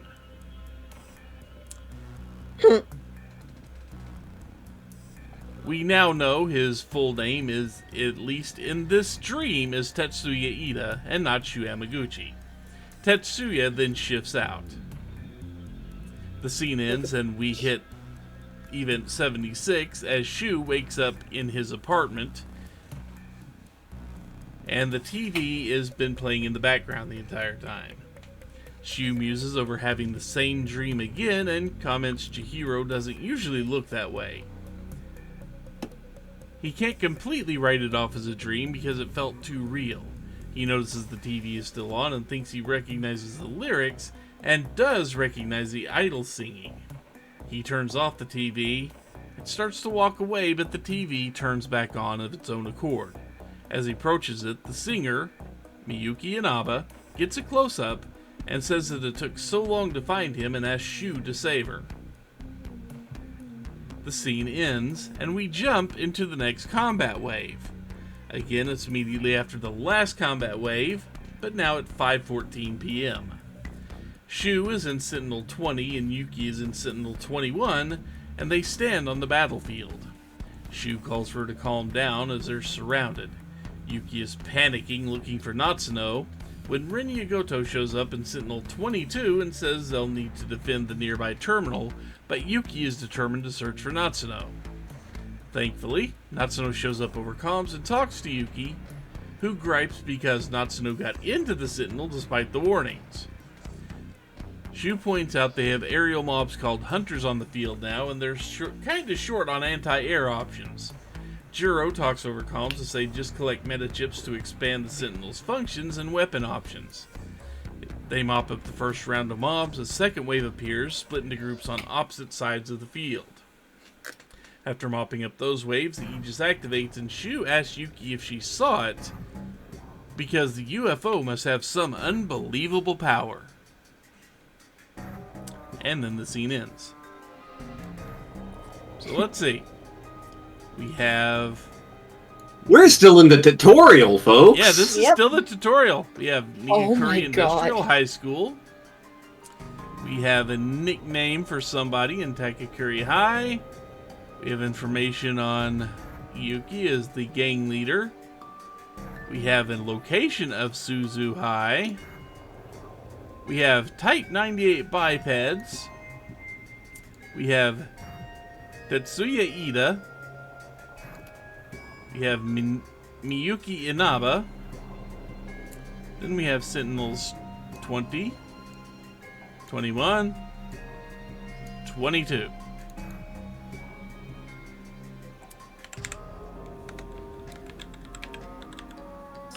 So many Sentinels.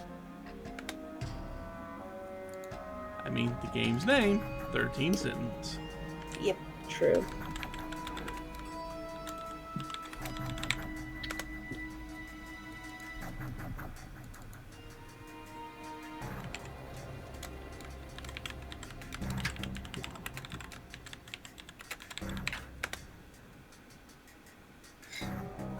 Surat typing ASMR.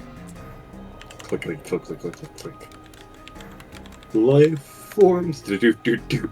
You precious little life forms. And Brent Spiner just needs some more money.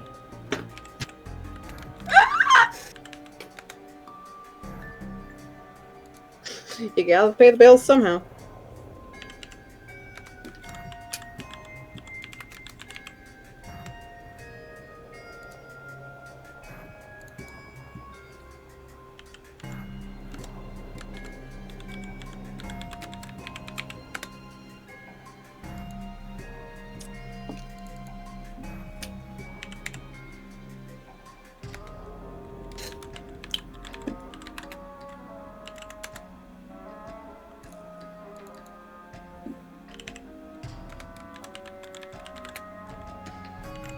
Sentinel 55. That's the one Mr. Krabs pilots. SpongeBob, me boy, get in the fucking robot. Sponge boy, me Bob. Okay, and let's see for What's Peppa doing here? strings. We got a few strings this time. Let's see, that's 70, 71, 72, 73, 74, 75, 76, 77, 78, 9, 80, 81, and 82. What? Did you think I was kidding? We still haven't hit spaghetti yet. No.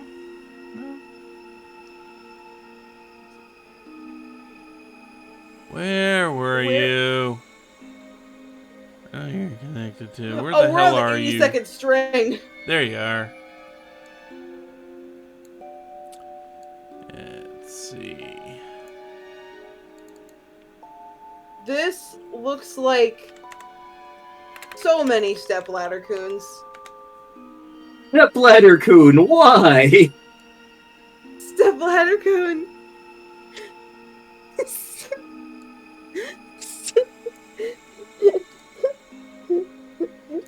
It's an escalator. Welcome to Escalator World. When do we get to the ride? This is the ride. Yay! So how did you like the standing in line simulator? Let's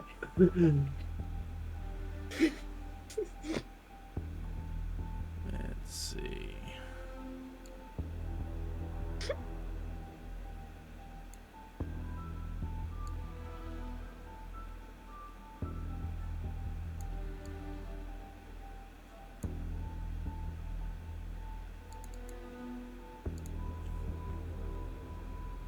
I mean, I didn't really know how to label this, so yeah, gang leader is another name she is known by.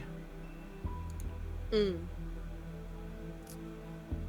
Then let's see. At least at one point, Yukiaten Suzuhai here.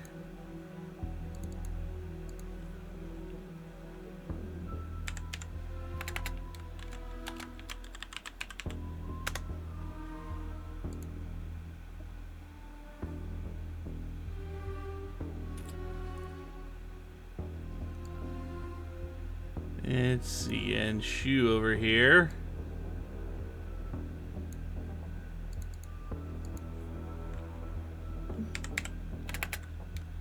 Constant attempts to flirt.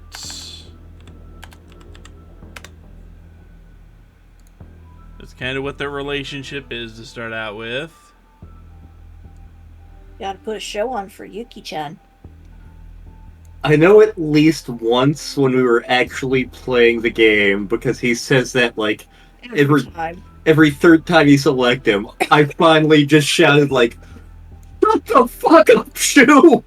She's not even here! Okay, let's see. We don't know what her relationship is with Shikishima, but Yuki did need a ride there. She rode your motorcycle once. Move on.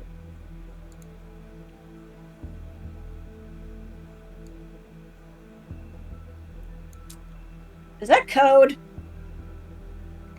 Is it rain code? Ba, ba, ba, ba, ba, ba, ba, ba, ba, ba. And we saw Chihiro going into the Shikishima building, but we don't know exactly why.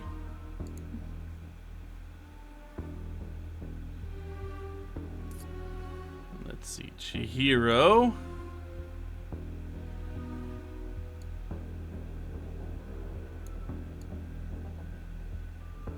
Just to be able to see that easier.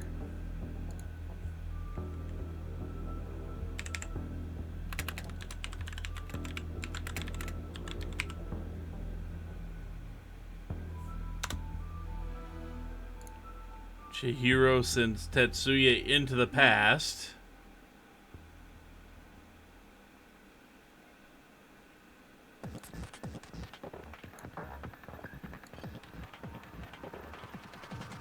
We're not sure what's going on, but potential alternate identity for Shu.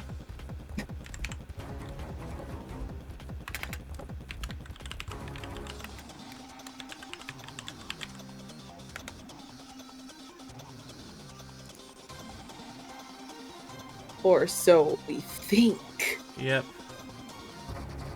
And then we have Miyuki over here.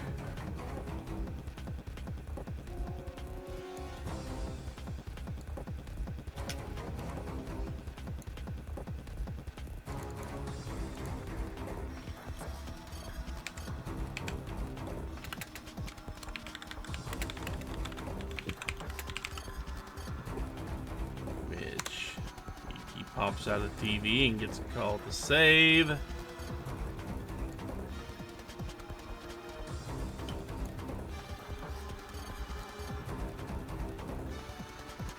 Shu is the pilot for number 20.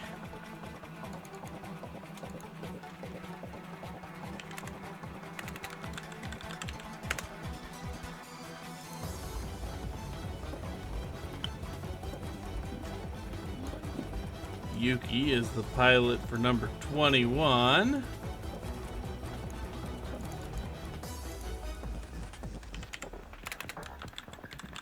And her fur ain't even cloudy. Yeah. Nor is she the pop star of this game. And Rinya over here. Right now, But pilot is she psycho? 22. Depends on the day, I guess. She's apparently good at volleyball. Is That she code? was. No, it is not code. That is actually a thing that happened. Yep. I don't remember. I forgot. And that is, well, you weren't there for it. But that is that is what our corkboard looks like after the first recording session we did.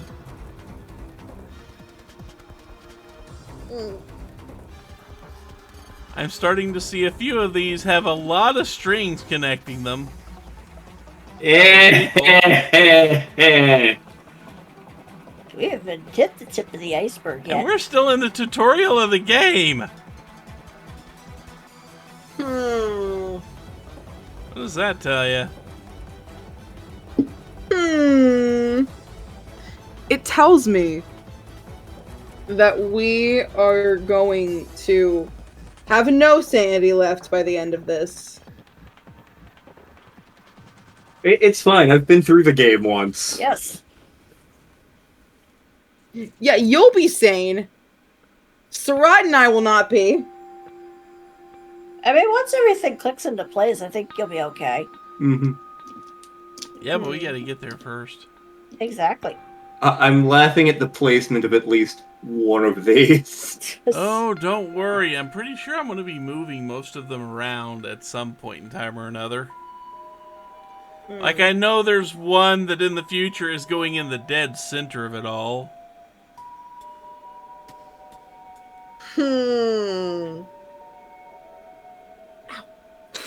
But yeah, behold the glory of corkboard. Virtual corkboard. It looks like the pyramid in Memphis. I see it's all the ley lines where the aliens are looking. Give me the coordinates to the galactic ley line. The Galactic Layla? The galactic Layla. I'm an alien? Apparently? Aw, shit. This game is even revealing things about me! Oh, fuck. I have to go to Ancestry.com now. Hang on.